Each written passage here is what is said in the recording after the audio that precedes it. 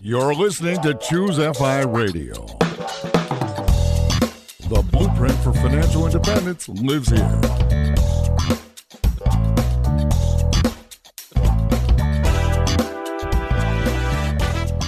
If you're looking to unlock the secrets to financial independence and early retirement, you're in the right place. Stay tuned and join a community of like-minded people who are getting off the hamster wheel and taking control of their lives in the pursuit of financial independence. Choose FI, your home for financial independence online.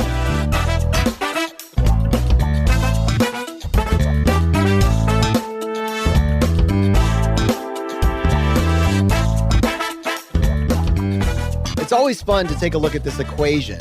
What you earn minus what you spend is equal to this difference or this gap, and recognize that you can take action on all three components of that equation. We can focus on earning more, we can focus on spending less, we can focus on optimizing the difference.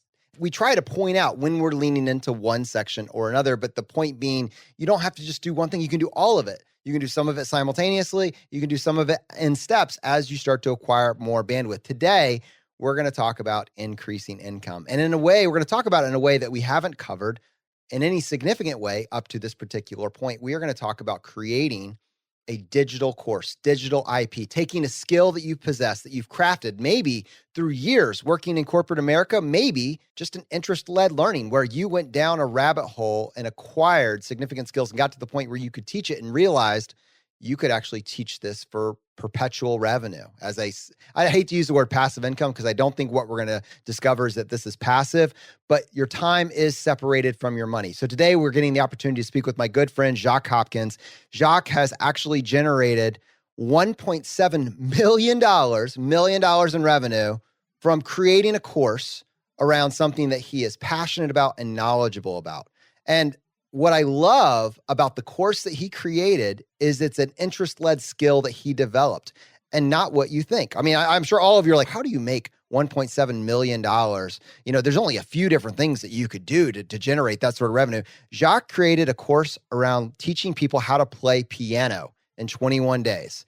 Have you ever thought to yourself, oh, I couldn't possibly learn that. I don't have a musical bone in my body. How often have I had to listen to my co-host Brad rave or rant about how he just wasn't gifted with whatever, and it's so unfortunate. Jacques took those limiting beliefs and said, well, I could show you how, and I could do it in 21 days. How cool would that be? To date, well over 4,000 people have been able to push aside those limiting beliefs, and in the process, they've gotten what they wanted, to be able to play a surprise song for their wife, for their kids, whatever, to be confident performing in this environment. And then two, Jacques has been able to create a relatively steady source of income for himself and his family doing something that he is incredibly passionate about. This is what the path to financial independence is all about. And to help me with this, I have my co-host Brad here with me today. How you doing, buddy? Hey, Jonathan, I am doing quite well. And you're right. I do often bemoan my bemoan, lack of that was skills, the word I was looking for. It was something truly miserable.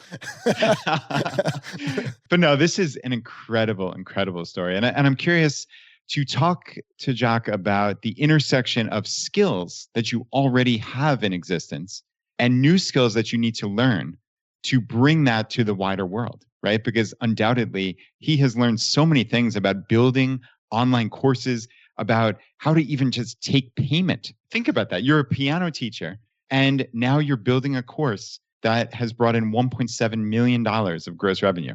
I mean, there's so much here. So, Jacques, with that, welcome to Choose FI. Guys, what an honor. What an introduction. Thank you so much. It's truly a pleasure to be here, and I really appreciate the invitation to come on. I've been on a few podcasts here and there, but it's really an honor to be on a podcast that I listen to and very strongly believe in the message as well. So thanks very much. So let's close the loop real quick before going back to the beginning. But the name of your course, the name of this digital product that you put together is called Piano in 21 Days. I guess people can find it at pianoin21days.com.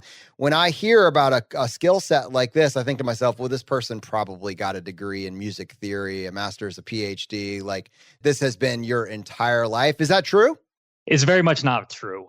If you would have told me 10 years ago, or even a little bit less, that my job would be teaching people piano, I would have thought you were absolutely insane, crazy. That's not possible in any way, shape, or form.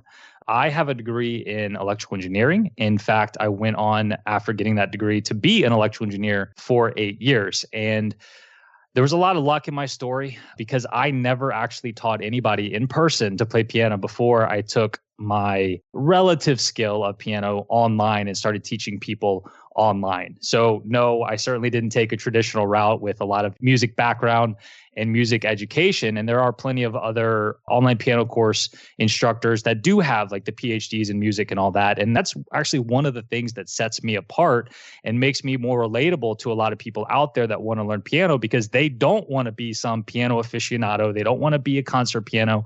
Most people kind of always have had that in the back of their mind. They wanted to learn piano, but they don't want to spend years learning and they don't want to play at concert halls. That's why my message really resonates with them, because I'm not some huge music nerd myself. Yeah, I just want to be able to play Frozen and watch my kids sing karaoke to it, you know? Yeah, totally. And that, that's the type of music I teach, pop music. And there's a Frozen song right on my course. So you might want to jump on in, Jonathan. I'm in there. I'm going to get in there right after this. Yeah, that's so cool. I agree. I mean, people aren't looking for that world-class expert. They're looking for someone like them, someone who maybe is just a little bit ahead of them, that knows what it's like to be in their shoes. It's funny you bring up Disney, because that's exactly how I started with my first online businesses, which is people using credit card rewards points to travel the world. Now, there were plenty of true world-class experts, but they were 22, 23 years old. They were flying around in first class. And like, that wasn't something that I, as a family of 4, 2 kids, that I could relate to. But there were millions of families just like ours out there that could relate to that and did I say that kind of jokingly, just wanted to go to Disney World, not fly to Tahiti in first class. And it's interesting to see that theme with you as well. Yeah. And in the same way, one of the first things I did to start putting content out there on the internet was starting a YouTube channel, but I started with just playing a few songs as opposed to putting lessons out there. And they were pop songs and they were pretty basic versions, but they're the versions that I play. And I think people see that and it's like, that sounds really good, but at the same time, it doesn't look that hard. It looks like something I could accomplish and it wouldn't take that long to get there. So people right off the bat recognize that I'm not a complete expert at the piano, somebody that they can relate to, and therefore somebody that they want to learn from. This is really important because I think what we're kind of tiptoeing up next to, but we haven't used the word out loud, is imposter syndrome from the perspective of the creator. So I'm putting myself in the perspective of someone in our audience listening to this right now, and see if you guys follow this train of thought. You have an individual that's been on the path to financial independence. Maybe they're saying, oh, I'm almost a quarter of the way there, I'm halfway there, whatever. They're starting to give themselves permission to dream a little bit bigger than they were on day zero. And they're saying, I'm starting to feel like I have some bandwidth, I have some space. And you know what? I wouldn't mind taking a pivot, even if it's not what I had in my initial playbook when I was in my teens, my late teens, my early 20s. I'm giving myself permission to go in a different direction. But how could I possibly create anything that could actually add value to the universe? And you have all these people that are so much better than I am at any particular thing, everything. I'm average at everything. How could I possibly create something that could, 1, add value, and 2, create a revenue stream for myself? I'm sure that was you at some varying degree, maybe take yourself back a decade, 7, 6 years ago, something like that, before this was the clear success that it is today, and help talk through what your mindset was, how you tackled that, and what those inflection points were that gave you, the courage to keep going down this trail. Well, I know for me, I always wanted my own online business ever since reading The 4-Hour Workweek. I was a senior in college. I was about to graduate in electrical engineering. I had my job lined up already. And I read that book. I don't even know why I would have picked up a book at that time, because up until reading that book, I had no interest in being an entrepreneur, because up until that point, it felt like to be an entrepreneur, I had to take on a lot of debt or venture capital, have a physical store, have a lot of employees. And it was just a lot of things that I had zero interest in being a part of. But then reading the 4-Hour Workweek and hearing about all of Tim Ferriss's experiences and things he was able to do by having a simple online business that was very automated and outsourced, that's what led me to want to make it my full-time gig in some way in the future. But there's probably a lot of people listening that don't even need it to be a full-time income or replace full-time income. And even if you create an online course and make an extra $500 to $1,000 a month, for a lot of people, that's exceptional as well, and could be a very, even much more attainable goal than replacing a full-time income. So you're reading the 4-Hour Workweek, which it's amazing how similar our journeys are, because that was the inflection point for me as well. Yeah. But it sounds like you're graduating from college, electrical engineering, you have this job lined up. But you have this bug. You have this thought somewhere in the back of your mind that I'm going to do this. How long did it take before you started your first business? Was your first online business ultimately Piano in 21 Days? Were there other things that ended up on the cutting room floor? Like, talk us through how you eventually started doing something, because that's the hardest part, is taking action. Yeah, so I had like no failures, and I was a complete overnight success story. No, aren't we all? Aren't we all? Couldn't be further from the truth. So I probably read that book in 2008. I think it came out like 2007, 2008. And that's when I was about to graduate from college. And I went ahead and started my job, all the while trying to figure out what my thing would be. It was going to be a side hustle at first. Hopefully I could grow it while working and eventually quit my job. Not because I hated my job. I just saw what was possible with having my own online business kind of laid out in the way in that book. So Piano in 21 Days certainly wasn't the first idea I came up with by any stretch. It was actually the seventh.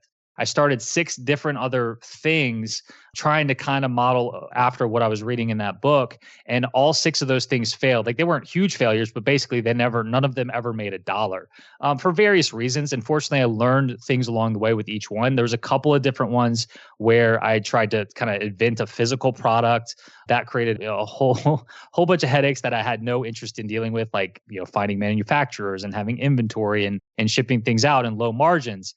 I tried a couple of blogs. Back then blogs were extremely popular, and you had a few people that were making a lot of money with just writing content and articles.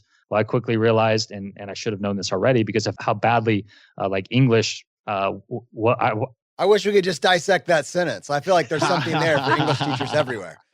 How bad I was at English throughout, high school and college and whatnot. So I very quickly realized I'm not a writer, so therefore a blog's not for me either. But it wasn't until I took something that I already somewhat knew how to do, and I kind of have a slightly different approach to how I play piano. And I took that information that's in my head, I packaged it up into an online course.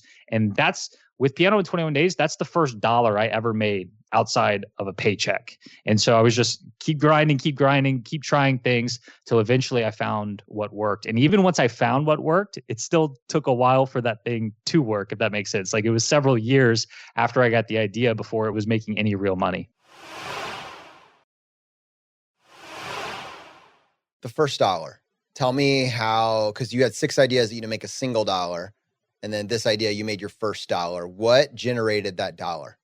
Yeah, so I got the idea in March of 2013. And because I had zero clue of what I was doing, it took about 8 months for me to actually launch a product. So during that 8 months, I was working. It was pretty long hours, kind of a stressful job. So I didn't spend near as much time on it as I would have liked to. But I also, like I said, didn't know a lot about what I was doing. So I put a few videos on YouTube. I kind of had a landing page up. It wasn't very great. I was collecting a few email addresses, and I was all the while trying to put my outline together, my content together. And eventually I launched my course to a very, very small email list late in 2013. And at the time, I was really starting to geek out on marketing and online business. And so I listened to a lot of podcasts and resources, anything I could get my hands on. But the problem was that all the stories that I would hear, podcast hosts would interview guests, and any story I heard about people launching online courses, the reason they were having them on is because they had a huge success story. And so I'd hear these success stories, like, I got an idea for an online course. I worked on it for about a month. I launched it. And then I went to have dinner with my wife. And then when I went to check my bank account, I had like $600,000 in there, and it was amazing. Right. And so I'm going on break. Yeah. Those are the only stories I was hearing. So I just assumed that by launching my own online course, that my story would be the same. Just by the fact that me launching it, it would be an instant success. And that's not what happened for me. I launched it one evening in November of 2013. And, I kept hitting refresh. Nobody bought it. It's probably just a slow night on the internet. And, I don't know. It was pretty disappointing when it was happening. And I checked it one more time before bed on my phone. Still nobody bought. Tried to get some sleep that night. Woke up the next morning and I'm like, this is it. They always talk about making money while you're asleep. This is it. So I grab my phone, I log in, I check. Still no sales. And I was just totally beat down because, like I said, this is my 7th venture, and I put more time into this one than anything else. And I just really saw the potential there. And I was like, am I going to have to give up on this one too? I guess I'd been married a couple years at the time, no kids yet. And my wife's like, look, try to get your mind off it for now. Go to Starbucks, get us some coffee, just get your mind off of it. And so I do that. I go to Starbucks. I'm in line waiting to place my order, and I get a ding on my phone. And it could have been, a text from my wife or any number of things. And fortunately, it was my first sale. So I was in line at Starbucks, got my first sale, and I literally started dancing in line at Starbucks because I was just so disappointed. And then all of that changed to just pure elation that, like I said, for the first time, like somebody paid me money that wasn't my paycheck. Like somebody through the internet I've never met before sent me money. It came to be in my bank account, and it was a total game changer. So that gave me all the motivation I needed to then make my second sale and my third sale. And very slow going at first, but now recently crossing over 5,000 students in piano in 21 days. Yeah, it's amazing. Even just thinking back to it, you can see almost how relieved you were that first time you got that sale. It's that first time you believe this is real, right? Especially after 6 somewhat failure to launch type businesses. And I wanted to ask, so you created this site, right? And you expected, if you build it, they will come, right? Like, how am I not getting sales the first night? But like, did you do any type of advertising? Did you tell anybody? Like, how would anyone on this earth know that you even existed to put their credit card in and buy the thing? Yeah, that's part of the problem. Like, I didn't really even know what marketing was at the time. And I just assumed that most of my effort needed to go on putting together a great curriculum and a great course, and the rest would kind of take care of itself once again, because I didn't know what I was doing. And so that's when I had to go back and learn the whole online marketing, digital marketing thing, and attract people to want to visit my website, interact with my stuff. And then once they're there, convince them that what I have can actually add value to their life. And they're going to want to take out their credit card and pay money to somebody they've never met through the internet. And so it was, really years of just learning from different online courses and books and podcasts, of really trying to dial this in and just trying things and see what would work. And most things wouldn't work, but some things would work. And now, fast forward to today, I've got things pretty dialed in, but that's years and years and years of struggle and hard work and failures and learning from those things. But it's just, the marketing piece is so important. I had no idea how important it was back then, but it's one of the most important pieces looking back at it now.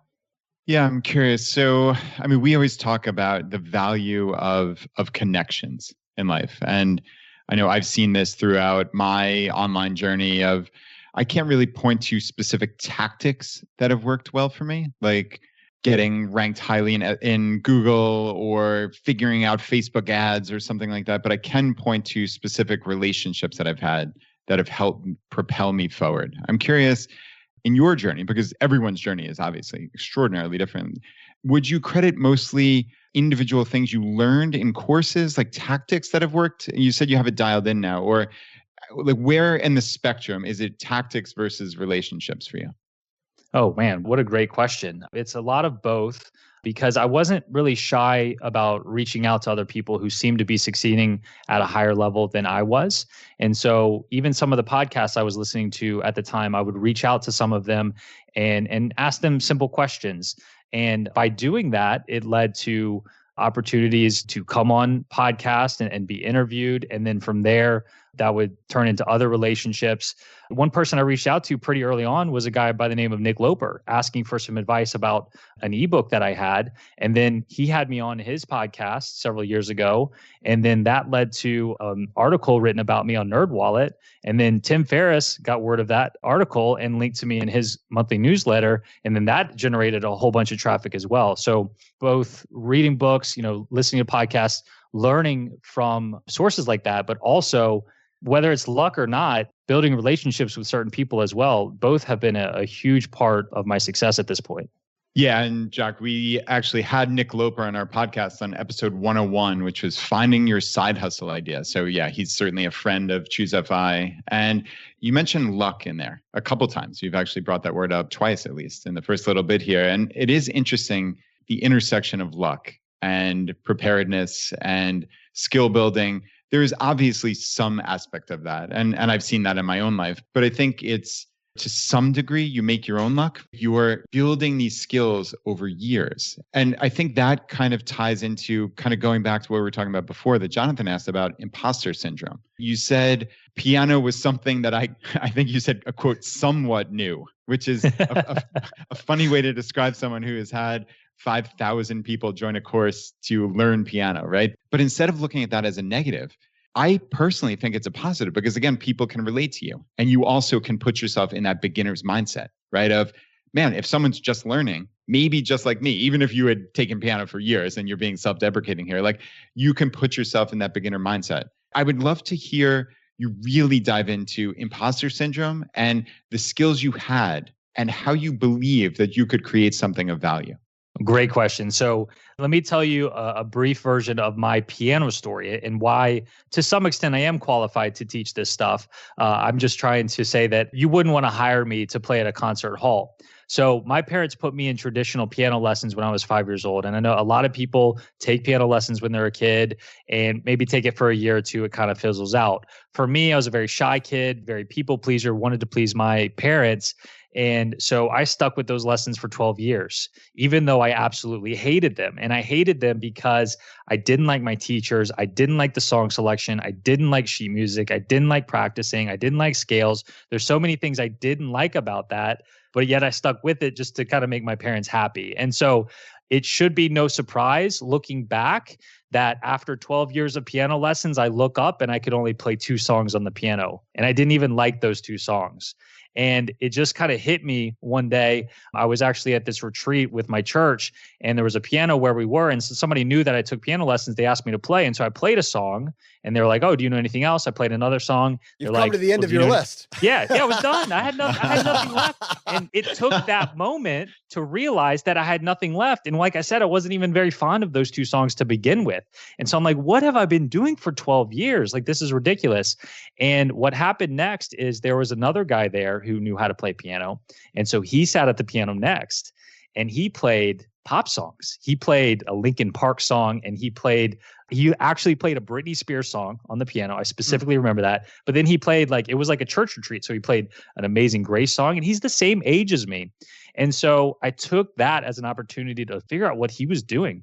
And he explained to me that he doesn't learn from sheet music. He doesn't really take lessons, but he's got this way of learning how to play songs from guitar chords.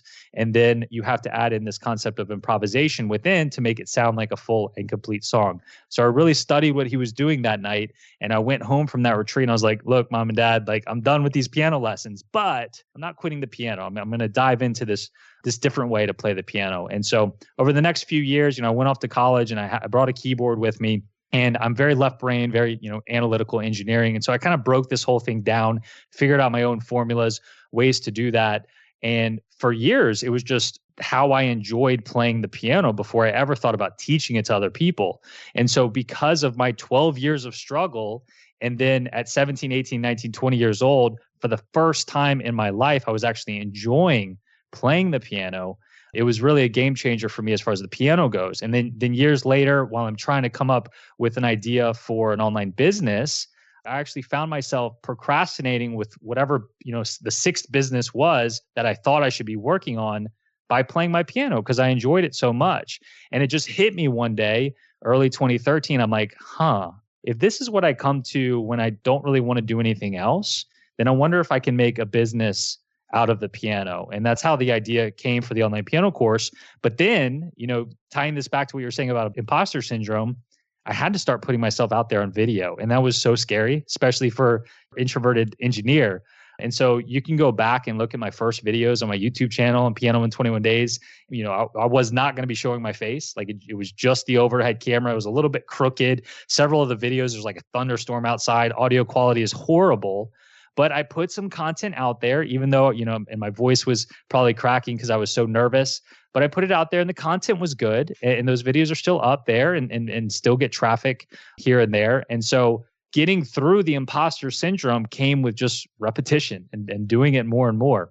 And I saw the potential out there and I wanted to share this way of playing because of the way that I learned and struggled with so much. And because I could see how much it could benefit other people, I stuck with it. And now I would hope that I'm very comfortable on camera now. You look very comfortable. Thank you. Appreciate that. So, Jacques, I have to ask. So, pianoin21days.com. That is a very specific thing. You've locked yourself in. It reminds me of like the movie There's Something About Mary, right? 7-minute abs. Yeah. I mean, you are locked in on 21 days. How much agonizing did you do over that name? Was there, or was it just obvious? Where did you come up with 21 days? Why couldn't it have been 18 or 24? Like, talk me through, because a lot of people get stuck on that. I guess that's my ultimate question. Did you get stuck on it, or was it something that just came to you in a moment of, I don't know, either madness or wonder, and you ran with it? Yeah, it came to me pretty easily looking back, actually, because I knew that my pitch to people, the biggest thing about my pitch to people was they were going to learn quickly. When people think about learning piano, especially, my biggest ideal client, ideal student that comes through is somebody who's 50, 60 years old, recently retired, and just always wished they had learned how to play piano. Now they've got a little extra time on their hand, but they also don't feel like spending years to even learn how to play. And so I knew that my biggest pitch to people was going to be learning quickly. And so therefore I wanted to have like the amount of time built into the brand name. And so my initial thought was piano in 30 days, like let's make it a month thing. And so that's the path I was going down, was piano in 30 days. So I opened up a spreadsheet because I was an engineer, and I started filling in day 1, day 2, day 3, all the way through 30. Okay, this lesson's going to be about this. This lesson's going to be about this. And I struggled to fill in 30 lessons. And so I got around like 20 or so, and I was like, ooh, 21, that could work really well, because I don't know if it's true or not, but I heard there's research about how it takes 21 days to form a habit. I think maybe it's been debunked, but it sounds pretty good. And so because I had heard that, and because, that's kind of the amount of lessons that I came up with. And then I just said, okay, piano in 21 days. Sounds great. Let's roll with it. Domain was available, and the rest is history. Now, this is really interesting, because I think a lot of people maybe it's paralysis by analysis, but we're waiting until we have the perfect brand name, the perfect domain name to lock down before we know we have a good idea, but we're like, it has to be this. It has to be this. And you roll through 1 or 2 options and you go and check and they're taken. And you're like, if only I had started 10 years ago, then I would have been a success. And because of that, they just let the idea go. And there's nothing to my mind that says that piano in 21 days is going to be immediately on day 0 an SEO success. Yet, I believe now, with the benefit of 7 years, you've been able to cultivate significant SEO authority around this brand. I mean, what I mean by SEO for people that aren't in this industry is it's search engine optimization. It basically indicates search intent. So when someone looks for a question, and in this case, we're talking about piano, if Jacques has created an answer to that question, how likely is it that Google is going to serve it up as one of the top responses? And so one of the indicators of that would be your domain name. So pianoin21days.com. So you could see if someone had the domain name Learn Piano and someone goes to Google and types in how to learn piano, it's a good chance, if there's a good content on that page, that learnpiano.com is going to rank for it. That's obvious, right? It's built into the question. But piano in 21 days is a little bit of a stretch. People probably aren't looking, at least on day 0, for how do I learn piano in 21 days? That's not what comes to my mind. And yet, you've been incredibly successful. So Jacques, I think there's actually a point of encouragement there for someone that's saying all the good domain names are taken. Yeah, 100%. Because somebody could go out there and create piano in 17 days. That's probably available, or piano in 23 and a half days. Those are probably available as well. But what's more important is me and my brain and my personality for teaching piano. I think I would have found some level of success no matter what brand I ended up choosing, even if it was just like pianowithjacques.com. That's what I settled on, and I just made it work for myself. And now, if you, like what you were alluded to, if you go to Google or YouTube, you type in how to play piano or learn piano, like very broad terms, I show up on the first page, if not once, 2 or 3 times. Like if you type in how to play piano, I'll probably have a video there, an organic result, and probably an ad as well. So I'm just really trying to have a lot of presence there on the first page.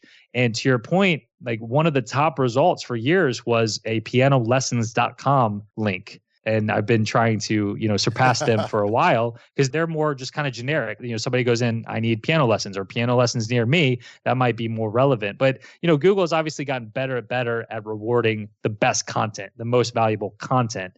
And I think that's one of the reasons that in the past year, 18 months, my SEO has really done better and better and better is because we've really been focused on having as good of content as possible for beginners and beginner piano lessons that's out there on the internet. Yeah, so I want to double down on something that you mentioned earlier for our audience. This is really important that you, although kind of with the benefit of hindsight, someone might be quick to say this is a get rich quick story. They'd be wrong, in my opinion. This is not. This is putting in the work and getting incrementally better, getting 1% better week after week, month after month, and over time seeing the results. So if we said you had this idea almost 7 years ago now, for the first 2 to 3 years, you were just figuring it out. And you quickly, laughed off this idea of how you hadn't made any mistakes. What was embedded in there is you made all the mistakes and you learned how to clean those up and stop making those.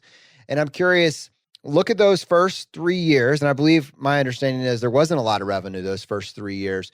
What did you figure out? What were the mistakes that you stopped making that allow you to, look at these numbers, 1.5 million, 1.7 million in revenue, maybe even more than that now. That's incredible. What allowed you to 10X past, your first dollar in sales? Yeah. So it's been a lot of just year over year growth and persistence and sticking with it and getting better and better each year. And so that very first year was just probably a few $100s because I only made a couple of course sales. And then in 2014, maybe $1,000 or two the entire year. And then going into 2015, maybe a little bit better than that. By the end of 2015, I was making probably about $1,000 a month from this. And it was nice. It was nice having, a side hustle, but that certainly was nowhere near what I needed to be able to quit my job. 2015 is also the year that we had our first kid. So about halfway through the year, we had our first daughter. And so my wife stopped working then as well. So we always had the plan for her to quit her job and focus on the baby when we started having kids. And so I really wanted Piano in 21 Days to take off so that I could work from home as well and have the freedom and all the things that I wanted when I first read the 4-Hour Work Week. And so by the end of 2015, I actually was able to quit my job. I quit my job on December 31st, 2015, but it's not because I had replaced both of our income. I was still making $1,000 a month, but because we had done a pretty good job of saving, and this was the biggest thing for us, is late in 2015, we actually paid off our mortgage. Wow. We paid off all of our debt. And by the end of 2015, we had paid off even our mortgage. And that was huge for us because neither my wife nor myself are big risk takers. And we were very, very scared about neither one of us working, especially when we didn't have something replacing that income. But because we had built up savings and because we had paid off our mortgage, that allowed me to be like, you know what, let me give it a shot because I felt like it could be something really great, but I needed to put that time in to grow it. And so it's kind of like a catch-22. I couldn't do that without quitting my job. So we took the leap because of the way that we had set things up. And we allowed ourselves basically a year to make it work, to live very, very frugally for a year with the new baby in 2016. And so, man, that first day in January where I didn't have to go into work and I sat down at my home office and it's like, okay, now I'm calling the shots. Like, what am I going to do for the next 8 hours? It was a really great feeling. But yet again, it wasn't an overnight success. Like it wasn't like February of that year, I had made what I needed to make. And I almost had to go back to work at the end of the year. Wow, Jacques, that is an incredible story. It's fascinating how financial independence, really, the tenets of financial independence come into this, right? And came into it in 2015 when you paid off your mortgage, you paid off all your debt. When you have that space financially, you can afford to take risks. You said, okay, we're going to live frugally in 2016. Sure, we're maybe only making $1,000 a month, but now I have all this time. I have all this time to grow our business. And I mean, that's such a cool thing. And while I certainly do want to ask where you went from there, because I think that's critical, I just want to stop and pause on this. So you made $1,000 in 2014. While it's not nothing, right? You prove that some people will buy this.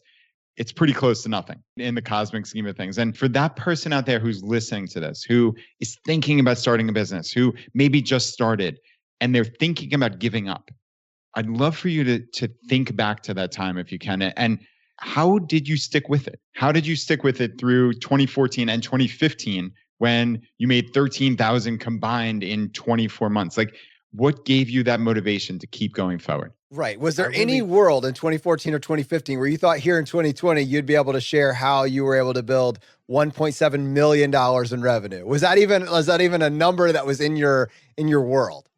No. But that's one of the great things about online courses too, and online business is like, for me, I've got a global audience. People from all over buy my course. And so there's really no limit to how many new students that I can get. And so fortunately, like going into the pandemic, I had a really dialed in system, really dialed in marketing, traffic sources and everything. So that, while a lot of businesses struggled with that, mine's one of the businesses that did very well because people were home and they wanted to learn new things, take up new hobbies. And a lot of people have learned piano on their bucket list. Like we talked about earlier, a lot of people just always wanted to learn. And what a great opportunity when everybody's just got to stay home for a couple of months. And so my business was set up ready to go, but not all businesses were like that. And for me, back when I was kind of struggling to make sales, struggling to convince people to buy something from me, what I did have going for me is that I'd made a few sales and I was very intentional about reaching out to the people that did buy from me and be like, hey, how do you like the course? Like, what could be better about it?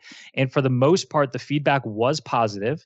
They would give me little things here and there to improve, and I would take that and fix that in the next version. And I've now re-recorded my entire course 5 times, just trying to make it as good as possible. But then I also had my YouTube channel, and YouTube, in a lot of ways, videos on YouTube are an even better way to get market feedback because they're shorter videos. They're out in front of more people, and people are commenting underneath the videos. And most of the comments were very positive about my approach to the piano, and it really resonated with them. So because of the market feedback that I was getting, I felt like it had great potential. So that's why I really encourage people today, when they want to get started down a path like this, don't start with the course. Start with some sort of platform like a YouTube channel or a podcast, something like that, where you can just start putting out some free content, start building an audience, even if it's very, very small, and see if it's resonating with people and see if you're genuinely able to help people with it. And if you are, even if you have 100 people in your audience and you're getting very positive feedback, that will tell you that it's got potential and you need to just keep moving forward. And that's how it was for me and what motivated me to keep moving forward. It's interesting as I think through the skill that you cultivated, this interest that you had, and then actually leaning into it, creating a course, not being an overnight success, creating, $1,000 of income in 2014. And then it sounded like close to $1,000 a month. So almost a 12X by the end of 2015, not replacing your income, but certainly forward momentum. Wow, how cool would it be to 12X every year, right? So from there, we're seeing that we can kind of trace forward progress. I'm sure you were doing various things. Not only was Google starting to value your content more as it was in the universe more, it sounds like you've started to figure out different advertising mechanisms. You built relationships to be able to go talk about this course on various platforms like ours, and people became aware of it. So all these sorts of things are happening, and you're genuinely just getting better at the process by focusing on 1% improvement. Here's a question I have for you. So if an individual, actually, let me just use myself. So here at Choose FI, we have a podcast that talks about financial independence. And I have been the person that has figured out all of the technical aspects of the show. If someone is watching the videography on the show, if they're listening to the audio quality, if they're at any point saying, I really like how that show is put together, it's not an accident. Every single day, literally, I wake up, I record the episodes, and I figure out how to get 1% better. 1% better day after day after day for now 4 years, relentlessly focused on creating a better product or podcast, has led me to a place where I genuinely feel like we have something and we're doing something that no one else is doing. The way that we're doing it now has taken us in a different direction. And while I love talking about financial independence, I am acutely aware that if I could just pick another side hustle to do in parallel to this, I would love to teach people this. I'm passionate about it. If you could pick a topic to talk with me on my one-on-one, it's because this is where I'm spending all my energy. I'm spending my energy with the production of this show, putting it on. And I've cultivated a skill set that keeps getting better and better. And I have this desire to could I do it, Jacques? Would people be interested in a course that I put together? So anyways, I'm using myself as just this loose example. And I'm saying other people might have that same idea. They've cultivated a skill set. Could you give me kind of a few steps to go from idea to implementation, what that might actually look like? And we can use me as an example because I think, honestly, Jacques, you're inspiring me. I might actually do this. So to our audience, if I actually follow through on it, I'll let you know. But Jacques, you have an idea. Let's just use podcasting. I have this skill set. I think I can teach it. And I think I can really add value to the universe with this. Take me from day 0 to my minimum viable product. What are kind of the steps that an individual should consider? Cool. Well, first of all, I think that's a phenomenal idea, but I'm a little bit biased. I kind of like online courses, but I hope this is true and that you'll actually do this, because I do think you have a lot to offer in terms of podcasting. But real quick, I mean, think about 4 years ago when you were just getting started, or right before you got started, you probably weren't in a position to be able to teach an online course about podcasting. But now, because of the experiences you've had, you are. So maybe somebody listening who's like, well, I don't know what I would teach on. In a year, 2 years, 4 years down the road, you might have something totally new that you're now an expert on and you could share. Now, in terms of like actionable steps you could take, well, your position is a great position because you have an audience already. Not everybody has an audience already. So the steps you would take would be a little bit different than somebody that doesn't have an audience. And if you don't have one, then the first step is to start building one. Start a podcast, start a YouTube channel, start putting out content within your niche. Even if it's on your personal Facebook page, start putting stuff out there and see what kind of market feedback you're getting and hopefully build your audience that way. For you, you're in a great position because you have an audience.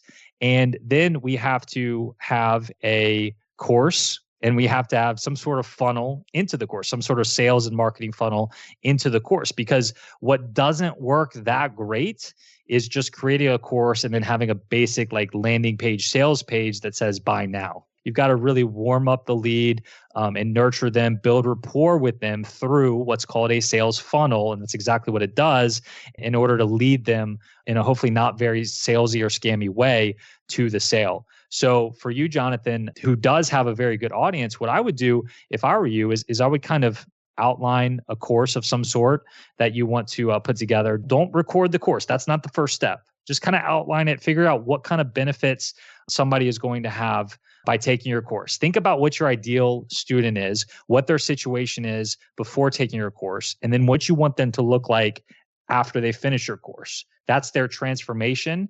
And then your outline is the step-by-step process they need to take to get from where they were before and to where they were after. And then you have to put some sort of funnel. I really like webinar funnels, whether live or an evergreen, meaning it's just kind of pre-recorded. People can watch it anytime, because if you can get their attention for like an hour and like teach them something, offer value, and show them that they can actually do this thing. For example, that's what I do with my piano audience. Is one of my favorite ways to sell my course is through a webinar, so that I can break down these barriers that they have to learning a piano. A lot of people want to learn piano, but they just don't know that they could do it. They don't know if they have the time, they don't have the money, they don't know if they have the skills to be able to do it. And so in an intimate setting like a webinar, you can kind of break down those barriers to where by the end of it, it's somewhat a no-brainer for them to sign up for your course. And so I would encourage you to kind of do it that way. And then you can pre-sell a course and let the market tell you whether it's a good idea or not. And if you get a bunch of pre-sales, then you can make the course and launch it, or you can even present the course live on a series of webinars where you're just teaching rather than trying to sell. And so if I were you, if I was in your position, those are the steps that I would take. And I think you could be very successful with that. I'm going to do it. It's going to happen. To our audience, listen, if you're not interested in podcasting, I'm not trying to sell you on another course that you don't need. But if you have said, wow, these guys are onto something, I like the way they do it, I'll keep you posted. I think I really am going to do it.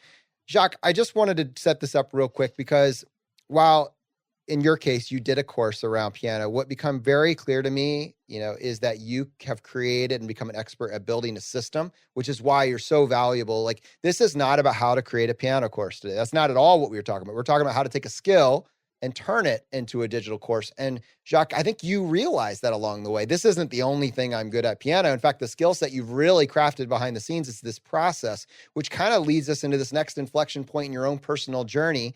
And because I love the business model, it's one that we've actually used here. I love who you are and what you stand for and the way you go about things. I'd love for you to give our audience just a chance to know a little bit more about what you're doing now.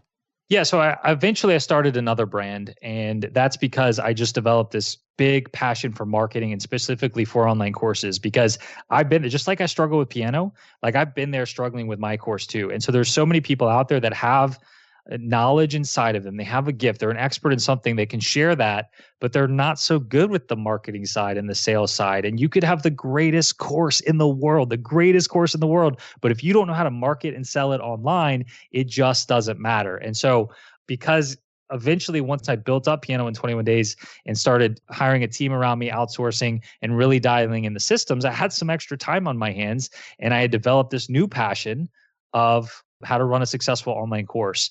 And so for me, I started a podcast. That was the way that I started this particular brand. And so now I have over 100 episodes in on the Online Course Show, very original name. And I share that message of how to succeed with online courses on that platform as well. But my piano students are still my top priority. It's just kind of a side hustle to my main hustle now, but it's certainly a lot of fun. And that's the reason why. Once again, like I struggled with piano and now want to help people who are also struggling with how to learn quickly. There's just so many people out there with such great gifts, but maybe their gift isn't marketing and sales. And I can help them with that and help get their message out to the world. Jacques, how expensive is this course, the online course that you've created? Yeah, so my entire brand is built around free content because unlike piano, with online course training, there's so many tools that are great that some you need, some you might want. There's all kind of tools I use, software, and most of those have affiliate programs. So I found out pretty quickly that I can just put out a bunch of free content, even free courses, and people are going to sign up for my recommended software and tools that I use. And it's an incredible win-win because a lot of online courses out there are $1,000, $2,000, $5,000, $10,000 I've even seen. And so for that reason, mine is basically free. There's a $7.99 book that I make you buy, and then you get free entrance into the course. And then that book is basically the textbook for the course as well. So it's really a win-win. It's been really great. Brad, I can see you itching over there. I know you want to get in here. Let me just make one comment real quick, and it's all yours. I just want to say, I think our audience needs to understand that what Jacques has created is the same business model that Choosify was able to use successfully for the long period of time. And I love it. When it works, I absolutely love it. So for Jacques, he's offering you effectively what in almost any other scenario would be a $10,000 course or beyond. There's no upper limit on what people can charge for courses. Because he's been able to cultivate this affiliate scenario that's profitable for him, profitable enough to justify his time, he's giving this to you for free. And anybody that wants to sign up, that's rare in the course world. Very few people can pull that off successfully long-term. And it's just an unbelievable value. So we'll have a link in the description. Jacques will do a plug here. But it's not to say that all of his content is free. Like a piano course, Jacques, what does your piano course sell for? Yeah, so I've got 3 different levels, 3 different packages of it, but 80% of people go for my top end package, which is $497.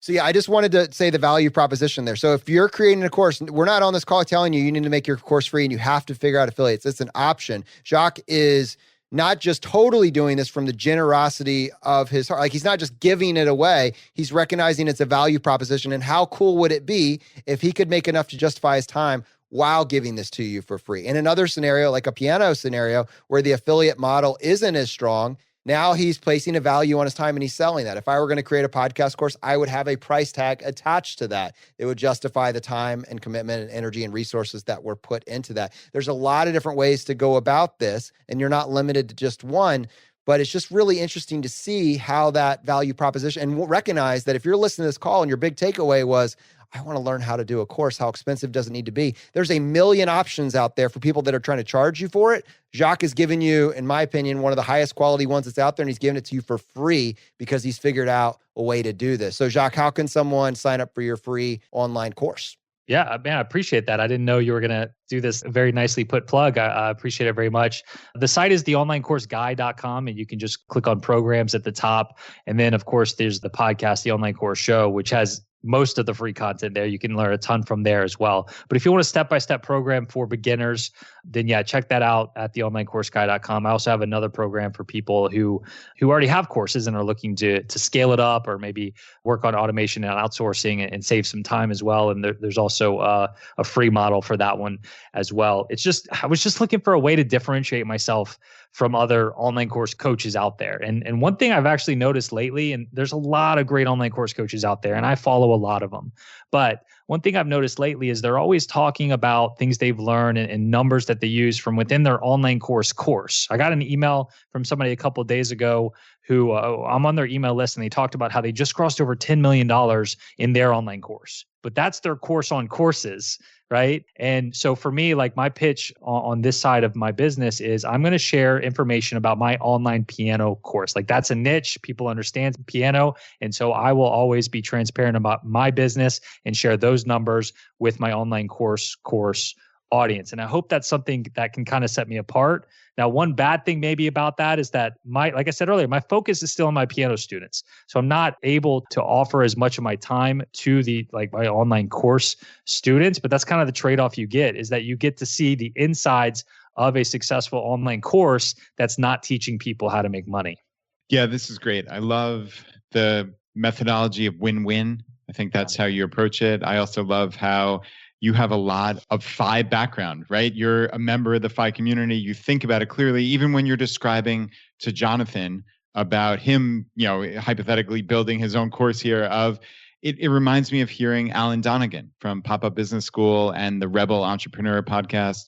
It's pre-sell, come up with the idea, and then determine, is there a market for it? So many people put just hundreds of hours into building something before they determine, will anybody actually buy this thing? Instead of doing it the other way, you can pre-sell it. In some cases, using those pre-sales to actually fund what you're creating, to maybe make it better, to have the capital to actually build something even better than you would have before. So yeah, I just love the intersection of what you're doing here. But at the heart of it is win-win. Yeah, obviously I'm a big believer in win-win. It's worked very well so far. And like I was, telling you, Jonathan, a little while ago, I think, the pre-sale is great, and you can offer a little discount in order for people to be incentivized to go ahead and trust in you that you're going to put in release a course at a certain date. And if you make pre-sales, then make sure you're actually releasing the course by the date that you actually promise people. And then the other way that I've seen pre-sales work really well is you can get people to sign up in exchange for actually getting a full refund if they follow all your instructions and show up every time and actually finish. And what that does is that incentivizes people to actually go through your course. And if you're new at this, one of the biggest selling tools that you could possibly have is testimonials about your course. So you want an initial cohort to go through your course. And one way you can incentivize those first few people to do it is make them sign up for a certain price and promise them if they do the work and then maybe even give a testimonial at the end, then you'll give them a full refund. And I promise you, those testimonials and those case studies are going to be far more valuable than whatever that money was that they paid into it.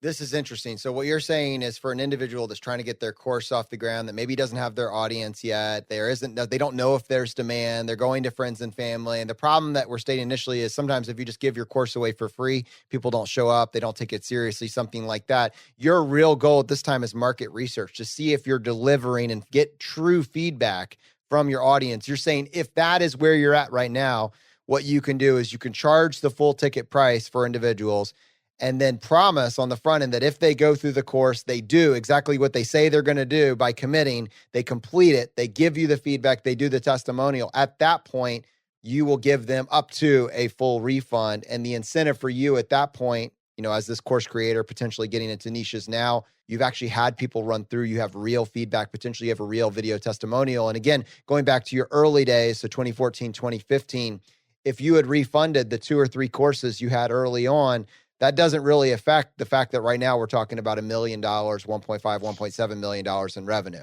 You would happily give back all the revenue from 2014 and 2015 to be able to have the results that you're having today. Is that a close estimation of where you're going with that? That's exactly right. Because when I first got started, I made very few sales because people just had to take my word for it that it worked. Because I didn't, like I said earlier, I never really taught this way to anybody in person. I just know it worked for me.